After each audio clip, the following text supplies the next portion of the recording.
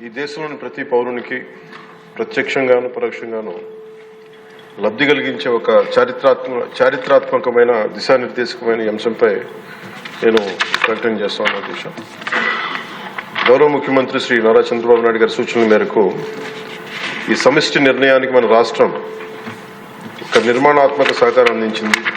ఇటీవల కాలంలో జీఎస్టీ పన్నుల విధానంలో చోటు చేసుకున్న అతిపెద్ద సంస్కరణలలో ఒకదానికి రాష్ట్ర ప్రతినిధిగా బాధ్యత వహించడం నాకు చాలా గర్వకారణంగా ఉంది. గౌరవ ప్రధానమంత్రి శ్రీ నరేంద్ర మోదీ గారు 2025 ఆగస్టు 15న 79వ స్వాతంత్ర దినోత్సవ సందర్భంగా ఎర్రకోట నుండి చేసిన జీఎస్టీ 2.0 సంస్కరణల చారిత్రాత్మక ప్రకటన దేశ ప్రగతికి బాటలు వేస్తూ ఉంది. ఈ సంస్కరణలను ముందుండి నడిపిన గౌరవ కేంద్ర ఆర్థిక మంత్రి శ్రీమతి నిర్మలా సీతారామన్ గారి కృషి ప్రత్యేకంగా అభినందనీయం.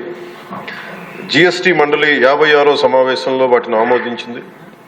గౌరవ ముఖ్యమంత్రి శ్రీ నారా చంద్రబాబు నాయుడు గారి రాష్ట్ర ఆదాయాలకు ప్రత్యేకించి అనేక సందర్భాల్లో ముఖ్యంగా జీఎస్టీ వచ్చిన తర్వాత గౌరవ ముఖ్యమంత్రి గారు ఒక సందర్భంలో అన్న మాటలు, రాష్ట్ర ఆదాయాలకి నష్టం కలుగుతున్నప్పటికీ కూడా సామాన్యుల ప్రయోజనాల కోసం విధానాన్ని మనం బలంగా సమర్థించాలని చెప్పి ఈరోజు వారు కూడా దీన్ని బలంగా సమర్థించారు. అధ్యక్ష, ఎందుకంటే మనకి ఆర్థిక ఆటుపోట్లని చూస్తూ కూడా వచ్చే ఆదాయం తగ్గిపోతున్న జీఎస్టీ సంస్కరణల వల్ల, కానీ దాన్ని ఇంకొకలాగా దాన్ని ఎలా పూడ్చుకోవాలని తెలిసి ఆయన ముందుండి దీన్ని మద్దతు తెలిపినందుకు వారికి నా కృతజ్ఞతలు తెలియజేస్తాను. ఈ చారిత్రాత్మక సంస్కరణలకు మద్దతు తెలిపిన తొలి రాష్ట్రంగా నిలిచింది నారా చంద్రబాబు నాయుడు గారి నాయకత్వంలోని ఆంధ్రప్రదేశ్ ప్రభుత్వం.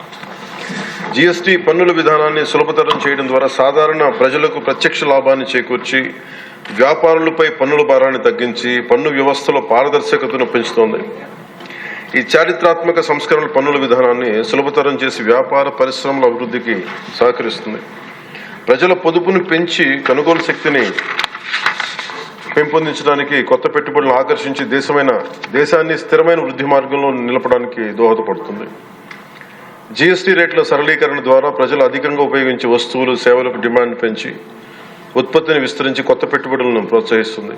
తద్వారా ఆర్థిక వృద్ధికి దారితీస్తుంది. నిజంగా ప్రజలకి ఆర్థిక వ్యవస్థకి చాలా లాభదాయకమైన సంస్కరణ. రంగాల వారీగా చూసుకుంటే ముఖ్యంగా రైతుల కోసం ట్రాక్టర్లు, వ్యవసాయ యంత్రాలు, పరికరాలు మరియు ఇన్పుట్స్ పై పన్నులు తగ్గించడం వల్ల సాగు వ్యవసాయ వ్యయాన్ని తగ్గించి ఉత్పాదకతను పెంచుతాయి.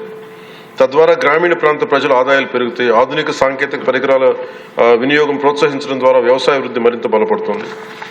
తక్కువ ఆదాయ కుటుంబాల కోసం పాలు కానీ, పెరుగు కానీ, పన్నీర్ లాంటి నిత్యావసర వస్తువులపై పన్ను 5% నుండి 0% తగ్గించడం ద్వారా రోజువారీ వ్యయాన్ని తగ్గిస్తూ ఉంది. నిత్యావసరాలు నెయ్యి కానీ, వెన్న కానీ, వంట పాత్రలపై పన్ను 12% నుంచి 5% తగ్గించడం కూడా కుటుంబ బడ్జెట్లకి ఇది చాలా ఉపశమనం కలిగిస్తుంది. అలాగే ప్రతి కుటుంబం కోసం ఉండే సబ్బులు కానీ, షాంపూలు కానీ, టూత్ పేస్ట్ వంటి వ్యక్తిగత సంరక్షణ ఉత్పత్తులపై పన్ను 18% నుంచి 18% నుండి 5% పరిమితం చేయడం ద్వారా వాటి ధరలు చాలా గణనీయంగా తగ్గుతాయి. తద్వారా ఆరోగ్యం, వ్యక్తిగత పరిశుభ్రత మెరుగుదల కనపడుతుంది. మధ్యతరగతి కుటుంబాల కోసం కార్లు, ఫ్రిడ్జ్లు, టీవీలు, ఎయిర్ కండిషనర్లపై పన్ను 28% నుంచి 18% తగ్గించడం ద్వారా వాటి ధరలు అందుబాటులోకి వచ్చి ప్రజల జీవన ప్రమాణాలు మెరుగుపడతాయి. అలాగే గృహ నిర్మాణానికి సంబంధించి సిమెంట్ పన్నుపై కూడా 28% నుంచి 18% తగ్గించడం ద్వారా గృహ నిర్మాణ వ్యయం తగ్గి సొంత ఇంటికల సాకారం అవుతోంది. ఆరోగ్య రంగం కోసం ఔషధాలపై పన్ను 12% నుంచి 5%కి, అత్యవసర మందులపై పన్ను 5% నుంచి 0% తగ్గించడం ద్వారా రోగులకి చాలా కీలక ఉపశమనం కలిగి అందరికీ వైద్య సేవలు అందుబాటులోకి వచ్చి ప్రజా ఆరోగ్య సంరక్షణ మెరుగుపడుతుంది. ముఖ్యంగా బీమా రంగంలో జీవిత ఆరోగ్య బీమాపై పన్నుని 0%కి తగ్గించడం ద్వారా మరిన్ని కుటుంబాలు బీమా పొంది వారి జీవన ప్రమాణాలు మెరుగుపడితే వాళ్ళకి ఒక భరోసా ఇస్తుంది. ముఖ్యంగా ఎంఎస్సీల కోసం వ్యాపార ఉత్పత్తులు, మధ్యవర్తిత్వ సేవలపై పన్ను సరళీకరణ ద్వారా ఖర్చులను తగ్గించి పోటీ వాతావరణాన్ని పెంచుతూ ఉంది. త్వరితగతిన వెంటనే రీఫండ్ ద్వారా వ్యాపారులకు సమయానికి డబ్బు అందుబాటులో ఉండే వ్యాపారం, ఎగుమతులు, ఉపాధి అవకాశాలు పెరుగుతాయి. విద్యారంగానికి సంబంధించిన వస్తువులపై తక్కువ పన్నులు విద్యను మరింత అందుబాటులోకి తెస్తాయి. జీఎస్టీ 2.0తో భరోసా. ఈ సంస్కరణ ద్వారా ప్రజల చేతిలో ఉండే సంపద మరింత పెరిగి వస్తువుల వినియోగం పెరగడంతో పాటు నూతన పెట్టుబడులకు ప్రోత్సాహం లభిస్తుంది. తద్వారా ఆదాయ సేకరణ పెరుగుతోంది. వాణిజ్య పరిశ్రమలకి సంబంధించి జీఎస్టీ సంస్కరణ విజయవంతమైన అమలు సహకరించిన అన్ని వాణిజ్య సంస్థలు, వ్యాపార సంఘాలు, పరిశ్రమ సంఘాలకు ఆంధ్రప్రదేశ్ శాసనసభ హృదయపూర్వక కృతజ్ఞతలు తెలుపుతోంది. ప్రజలకు లబ్ధి చేరేలా చేసిన ఈ భాగస్వామ్యం సమగ్ర వృద్ధిలో సాధనలు కీలకం. ఈ అవగాహన కార్యక్రమం ముఖ్యంగా జీఎస్టీ సంస్కరణ లాభాలు ప్రతి కుటుంబానికి చేరుకోవడానికి ఇది ఒక కార్యక్రమం చేపట్టాలని అందరం కోరుకుంటా ఉన్నారు అధ్యక్ష.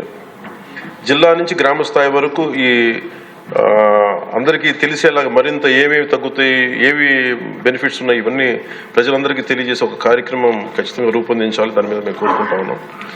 అలాగే ఈ రెవెన్యూ కానీ, కమర్షియల్ ట్యాక్స్, పంచాయతీ అధికారులు గ్రామ స్థాయిలో ప్రజలకు నేరుగా కలిసి వాళ్ళకి మమేకం వాళ్ళకి ఎలా లబ్ధి చేకూరుతుందో అది కూడా చెప్పగలగాలి. పరస్పర అవగాహనతో పాటు పలు మీడియా వేదికల ద్వారా విస్తృత ప్రచార కార్యక్రమాలు చేపట్టాల్సిన అవసరం ఉంది. ఈ కార్యక్రమం ప్రధాన లక్ష్యం ప్రతి కుటుంబం జీఎస్టీ సంస్కరణల గురించి తెలుసుకుని వాటిని లాభాలు పొందాలని మనస్ఫూర్తిగా కోరుకుంటూ ఆంధ్రప్రదేశ్ ప్రభుత్వం ఈ చారిత్రాత్మక మార్గదర్శక సంస్కరణలు ఆహ్వానిస్తూ ప్రజల ఆర్థికాభివృద్ధి కోసం వాటి విజయవంతమైన అమలుకు సంపూర్ణ మద్దతు ప్రకటిస్తుంది. థ్యాంక్ యూ అధ్యక్ష.